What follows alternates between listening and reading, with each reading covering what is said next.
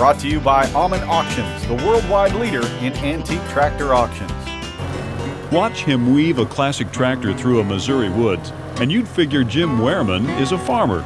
But in fact, this is a guy who grew up in Kansas City and spent his career in the printing business. I've kept the old iron running at the print shop. Some of the parts are not available.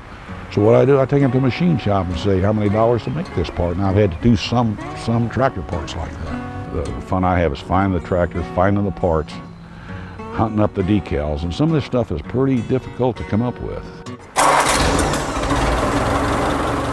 Jim spent summers working on his uncle's farm, so it wasn't hard for him to catch classic tractor fever. And after 2 decades of tractor collecting, Jim's now focused on rare models, like this neat-as-a-pin 1953 Cockshutt 20, built in Ontario, Canada. Well, that particular tractor, I'd had 13 or 14, and I was buying one every year.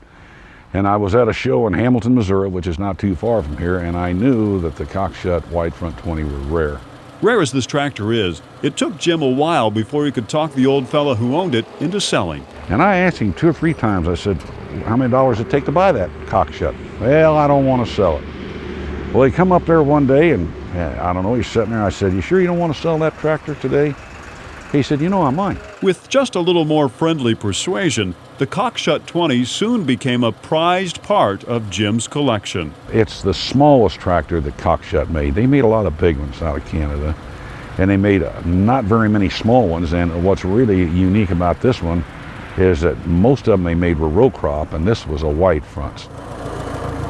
Mechanically, it was perfect when I bought it.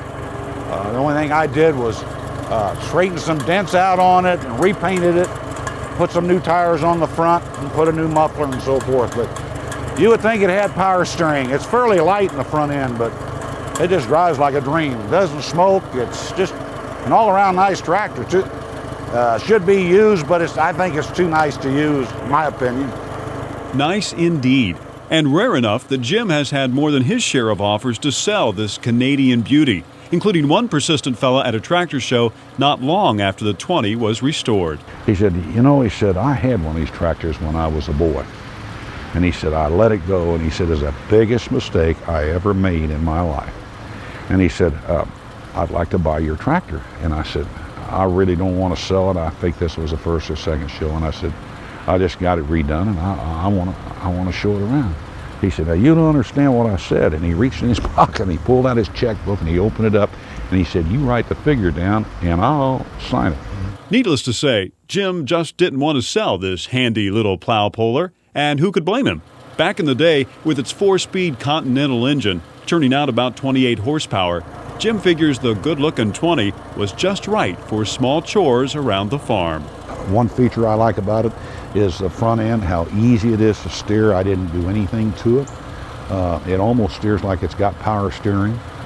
It has a 3-point hitch, which is really handy for lifting and so forth. And it's just a small utility tractor that they made, and it's unusual. You don't see one every day. It has a different styling, kind of all its own. I like the front end grill on it. It looks similar to an Oliver. I don't know what else to tell you other than I'm really happy with it. It turned out real nice, and everybody that sees it wants to know where they can find one. And you know, here again, I wouldn't know where to tell them where to even start. Back in 1953, a new Cockshutt like this one would have cost you around $2,300. But now, the driver of this tractor says there's no price tag that will let you bring this bright red machine home. And I've had many opportunities to sell it also.